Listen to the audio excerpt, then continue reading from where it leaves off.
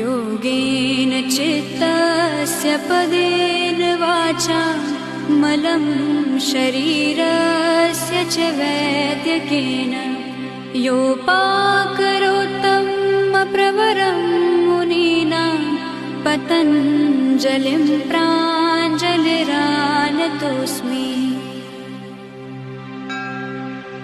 योगेन चित्तस्य पदेन वाचा मलं शरीरस्य च वैद्यकेन योपाकरोत्तमप्रवरं मुनीनां पतञ्जलिं प्राञ्जलिरानतोऽस्मि।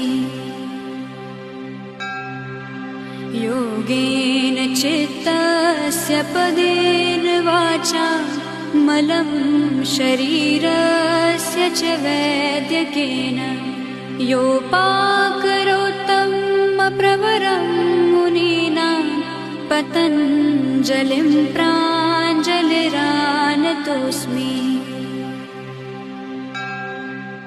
योगेन चित्तस्य पदेन वाचा मलं शरीरस्य च वैद्यकेन योपाकरोत्तमप्रवरं